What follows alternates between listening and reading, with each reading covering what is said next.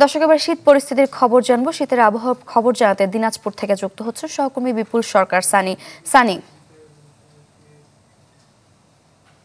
সারিকা, প্রথমে আজকে যে তাপমাত্রা সেটি আপনাকে জানিয়ে দিই। আমাদের আজকে তাপমাত্রা রেকর্ড করা হচ্ছে 10.3 ডিগ্রি সেলসিয়াস, যেটি গতকালকে ছিল 11.8 ডিগ্রি সেলসিয়াস এবং 4 এবং 5 তারিখে ছিল 14.0 ডিগ্রি সেলসিয়াস। অর্থাৎ তাপমাত্রা কিন্তু ক্রমান্বয়ে কমছে, যেটি আবহাওয়া অফিস আমাদেরকে আগেই বার্তা দিয়েছিল যে ধীরে ধীরে তাপমাত্রা কমে যাবে এবং এই ডিসেম্বরে তীব্র শীত পড়বে এই এলাকার উপর করে।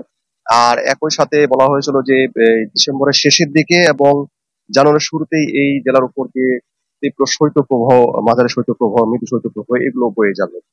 আজকে সকাল থেকে আমরা দেখেছি মোটামুটি ভাবে কুয়াশা কিন্তু প্রচন্ডই ছিল এবং এখনো কুয়াশা কিন্তু আচ্ছন্ন রয়েছে, যদিও সূর্য উঠেছে কিন্তু প্রখরতা একেবারেই কম।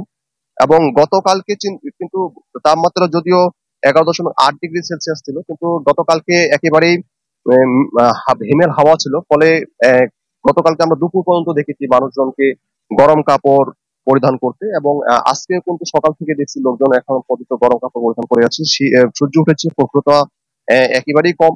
এবং এখানে যারা কৃষক রয়েছেন, আমরা এই মাঠে এসেছি, মাঠে কৃষকদের সাথে কথা বলছি। কৃষকরা বলছেন যে তারা কিন্তু অনেকেই বড় বীজতলা তৈরি করছেন এবং বড় বীজতলা যে সমস্যাটি হয় এই শীতের সময় প্রচন্ড কুয়াশা পড়লে বড় থেকে বীজতলা যে চারাগুলো, সেই চারাগুলো তো অঙ্কুরিত হয় না, ফলে তাদের সমস্যায় পড়তে হয়। একই সাথে আলু, টমেটো এগুলো নিয়েও তারা মোটামুটি চিন্তিত রয়েছেন। আর খেটে খাওয়া মানুষের কিন্তু মোটামুটি ভালোই একটু কষ্টের মধ্যে পড়েছেন। তারা বলছেন যে যেহেতু এই শীতের সময় তারা ঠিকভাবে কাজে বের হতে পারেন না, তাদেরকে কাজে বের হতে গেলে হয়তো বেলা করে বেরোতে হয়, ফলে তাদের যে আয় উপার্জন, এই আয় উপার্জনে মোটামুটি ভাটা পড়ে এবং এই শীতার্ত মানুষের জন্য গরম কাপড়ের একটা চাহিদা রয়েছে এই জেলায়। সারিকা।